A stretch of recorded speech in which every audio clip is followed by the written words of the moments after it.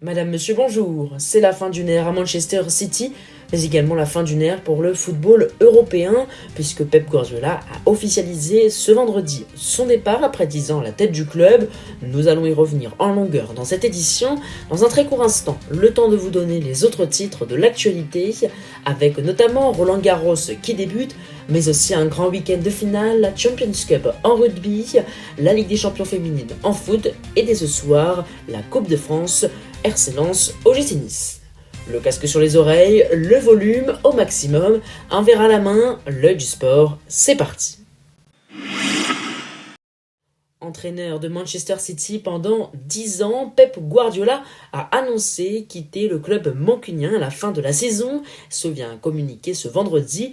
Le club d'Angleterre a remercié son technicien espagnol de 55 ans qui a eu un, je cite, impact majeur durant sa décennie en charge du club et part en ayant remporté 20 trophées, ce qui fait de lui l'entraîneur le plus couronné de succès dans notre histoire. En effet, c'est un entraîneur qui a marqué l'Angleterre et même plus largement l'Europe avec 6 titres sur la scène nationale en Première Ligue, mais également 3 victoires en Ligue des Champions dans sa carrière, dont une avec Manchester City, le couronnement d'une ascension d'une petite équipe qui évoluait avant en 3e et 4e division anglaise. Il a également remporté 2 fois la FA Cup et 3 fois le Community Shield, la première fois en 2018-2019 et la dernière fois lors de la saison 2024-2025.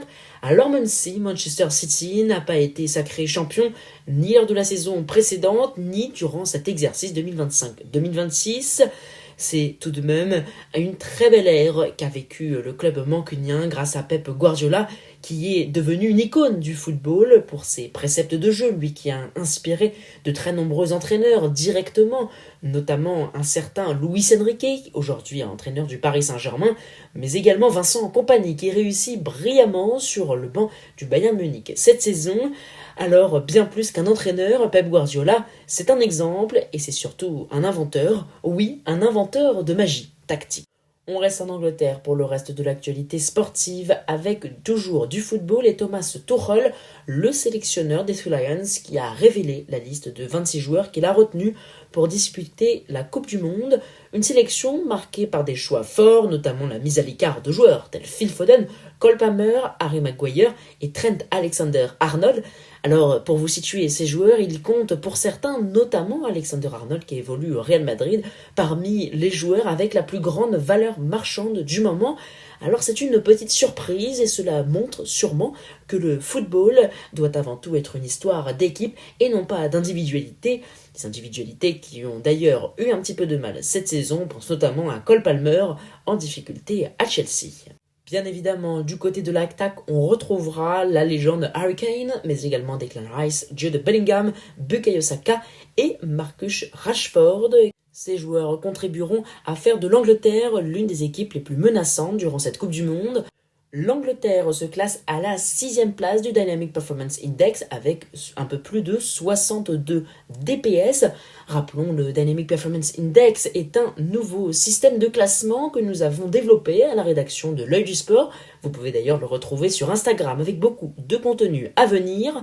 Le Dynamic Performance Index prend en compte le palmarès historique, les récentes performances aux 2 dernières Coupes du Monde et à la dernière compétition continentale, mais également le classement FIFA, ainsi que, bien sûr, la position géographique et les différentes confédérations. Alors l'Angleterre sera forcément menaçante et elle pourra compter sur une solide expérience. Laissons le ballon rond à présent pour retrouver le ballon ovale avec le rugby et l'arrière international belge Mathias Rémoueux, âgé de 23 ans, qui est arrivé en fin de contrat, qui a signé pour 3 saisons supplémentaires au Stade Toulousain. Il est désormais lié jusqu'en 2029 avec le club rouge et noir.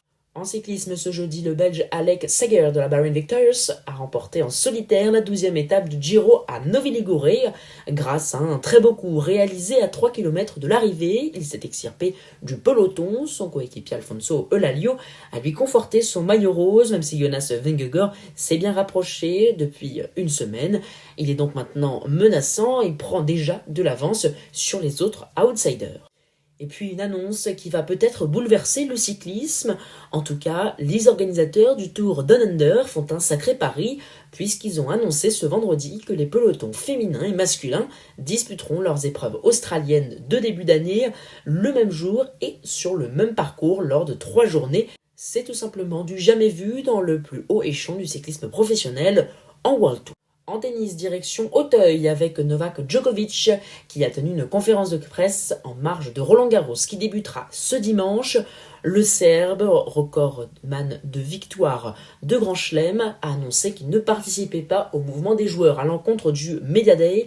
En effet, de nombreux joueurs, parmi lesquels des têtes d'affiche, ont annoncé se mobiliser contre les primes offertes notamment aux vainqueurs, jugés trop faibles. Le Serbe a lui de son côté longuement évoqué donc cette situation en appelant à l'unité avant de revenir sur sa préparation, mais également de rendre hommage à son ami Gaël Monfils, le Français, qui a mis fin à sa carrière, ou en tout cas à son dernier Roland-Garros, avec ce jeudi soir, une très belle soirée. Du côté des Bleus, justement, un an après son épopée en demi-finale de Roland-Garros, Loïs Boisson est passé en conférence de presse ce vendredi, toujours en quête de confiance après sa longue blessure qui l'a tenu éloigné des terrains pendant longtemps. La 50e mondiale confie son impatience de retrouver la terre battue, tout en ayant conscience et forte attente autour d'elle. Elle dit pouvoir aussi bien s'arrêter au premier tour qu'aller au bout du tournoi. Le programme à présent, programme qui vous est présenté par myfuturegift.com. C'est un site où vous trouverez tout ce dont vous avez besoin et tout ce dont vous n'imaginez même pas encore, que ce soit pour vous ou pour offrir. Rendez-vous sur myfuturegift.com. Vous allez, j'en suis sûr, y trouver votre bonheur. Vous nous en direz des nouvelles dans les commentaires. En attendant, un grand merci à MyFutureGift de nous soutenir. Le programme donc avec 3 finales très intéressantes pour les Français à suivre ce week-end. Tout d'abord 2 finales en football, la finale de la Coupe de France chez les messieurs, avec Lens qui n'a jamais remporté ce trophée après 3 finales perdues, et qui affrontera donc Nice qui vit une saison un peu particulière, eux qui ont réalisé un beau parcours en Coupe de France, mais pourtant une saison régulière catastrophique en Ligue 1. Ils ont terminé à la 16e place, ils devront donc disputer des barrages face à l'AS Saint-Etienne, barrage d'accession relégation entre la première et la deuxième division.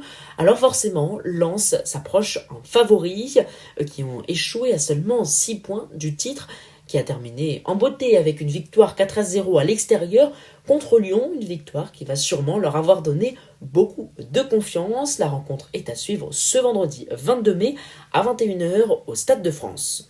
L'autre finale en football, cette fois-ci chez les dames, avec ce samedi 23 mai à 18h, la rencontre en suivre entre le FC Barcelone et OL Lyon. Les Lyonnaises, record women de victoires en Ligue des Champions, vont tenter d'aller décrocher un nouveau titre, d'aller toucher encore plus les étoiles, elles qui dominent maintenant très largement, notamment sur la scène nationale. Elles devront montrer encore une fois qu'elles sont les patronnes en Europe. Retour au football avec les dernières journées à signaler en Liga, en Serie A, mais aussi en Première Ligue. Rappelons que le FC Barcelone a gagné le championnat espagnol, Inter Milan a gagné le championnat italien et Arsenal très récemment a gagné la Première Ligue. Ce dimanche 24 mai à 17h, le barrage d'accession relégation en Ligue 2, Laval-Rouen, c'est le premier tour. Retour à la porte d'Auteuil après les qualifications, le tour principal de Roland-Garros débute à 11h ce dimanche 24 mai. De nombreuses rencontres prévues, les horaires ne sont pas encore fixés de manière définitive, mais on a tout de même les affiches, un très alléchant Bonzi Zverev côté français, ne pas manquer également le choc Auger-Aliassime Altmaier. Et puis toutes les rencontres des Français, Cilic-Kwame, mais aussi le duel franco-français Gaston qui défiera Monfils, et un autre duel franco-français Humbert-Manarino.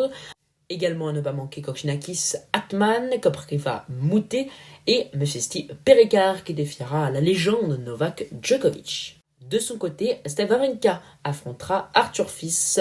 La rencontre n'a pas encore été précisée concernant les horaires. Le rugby également, une autre finale très importante en France avec le Leinster qui affrontera Bordeaux-Bègles au stade Estadio San Mamés. L'UBB tentera de réaliser le back-to-back après leur premier trophée de leur histoire obtenu l'an passé. C'était sur la scène européenne, c'était déjà avec la Champions Cup. Alors l'UBB rêve d'un retour et pour cela l'équipe alignée sera très compétitive. Rayassi, Huberti, Penemoefana, Bielbarré, Jalibert à l'ouverture, Maxime Lucu à la mêlée et en capitaine, et puis les avants Woki, Gazzotti, Beauchaton, Coleman Palu et la première ligne Sadi, Lamotte, Poirot. Voilà, vous savez maintenant tout ou presque. Un très grand merci d'avoir suivi cette nouvelle édition de l'Œil du Sport. N'hésitez pas, on vous parlait notamment des DPS tout à l'heure, alors rendez-vous sur Instagram, le même nom, c'est tout simple, pour retrouver ce Developing Performance Index, mais aussi plein d'informations exclusives, d'analyses détaillées. Rendez-vous sur Instagram et puis sur YouTube, ne manquez pas, le prochain bulletin, ce sera dimanche soir. Alors un très grand merci, prenez soin de vous et surtout vibrez sport avec notamment ces 3 grandes finales concernant les Français et les Françaises ce week-end. Ciao, à dimanche.